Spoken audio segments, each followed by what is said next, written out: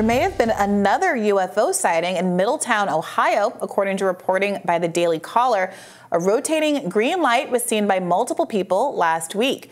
The sheriff's office said they didn't receive any calls about the light, and no one has debunked the sightings, at least not yet. All right, Robby. Part of a whole chain of sightings in Ohio. I guess this is the answer to my whole, why do they always show up in the desert in the middle of nowhere? I mean, Ohio is also the middle of nowhere, to be clear. Sorry, I'm from Michigan. Okay, Michigan.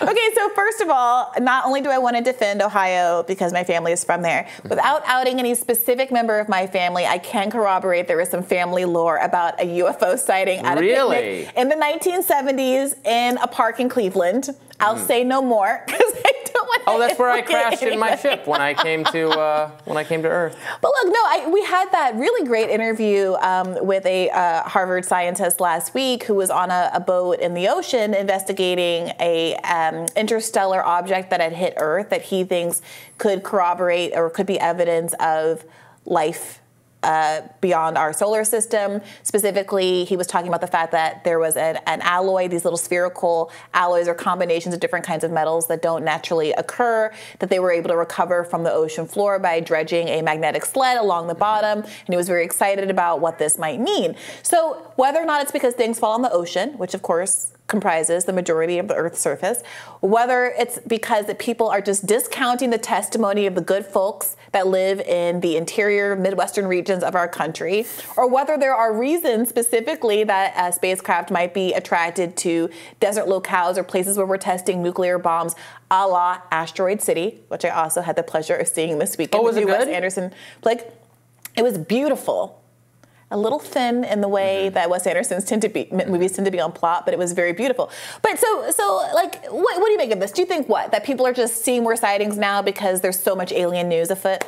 Yes, in fact, I believe there is a well-documented phenomenon, like a social contagion effect of people claiming to see more aliens when there are alien stories in the news. I think that's been demonstrated beyond any sort of contention, but I did like that guest we had on last week, who was speaking the plausible way, if we were to find evidence of life elsewhere, the plausible way it will happen, right, is to find, yes, remnants of technology, the way they would find ours, some other civilization, they'd find our satellites, they'd find our like a probe. Junk that got jettisoned off of a spacecraft or something. So just like that, maybe, yes, the remnant debris, and it would be more likely actually to land in the ocean, and so he's trying to scoop it out. Yeah. That all tracks with me. You. Some funny lights over Akron. So this video, I mean, let's look at this.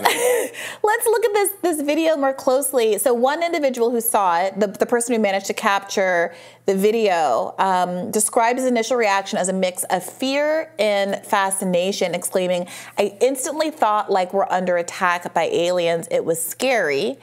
Then the lights disappeared without there being any hostile action. Eyewitnesses, including Bryce Garrick, observed the enigmatic lights rotating in a clockwise motion before swiftly darting across the sky and vanishing. I will say that's exactly the look of the ship in Asteroid City, this new movie that is on a lot of people's minds right now. It was green, it was circular, it rotated, it exited stage right. It's exactly as this movie has not launched. That it's just lucky to be coinciding with another burst of renewed public interest in alien stuff. Well, one skeptic might point out here? The conspiracy could be that there is a well-documented relationship between U.S. defense agencies and Hollywood. They fund movie projects that are glorifying to the U.S. military. David Sirota's written an entire book about this relationship, and if you were going to be really conspiratorial, you could say, "Oh yeah, the Defense Department, the U.S. government was planning on making this a whole arc to distract us with aliens, distract us from other things." Yeah, they said, "Look, Wes, we have some ideas for your next project coming out in the summer of 2023. We really think aliens are going to be big." I don't know. I don't know. But they can't. But it's David Grush who's interviewed on News Nation, and he has kicked off, I think, this renewed interest by the really strong claims he made, saying that he has knowledge of people who have direct knowledge of not just recovered a craft, but drivers. Actually intelligent life.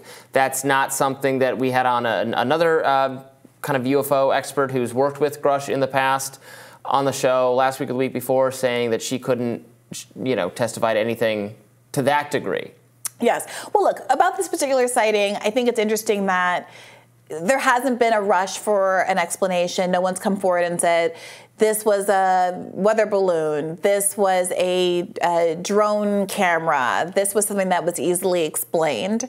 So I think that's giving people some cause, and the clarity of the video and the image is kind of inviting that sort of thing. They don't like to explain anything. They have to be made to, and they still don't. We're complaining about how they won't declassify any of the COVID information. They won't, the whistleblower says the FBI, the Hunter Biden whistleblower says the FBI already knew that the laptop was real.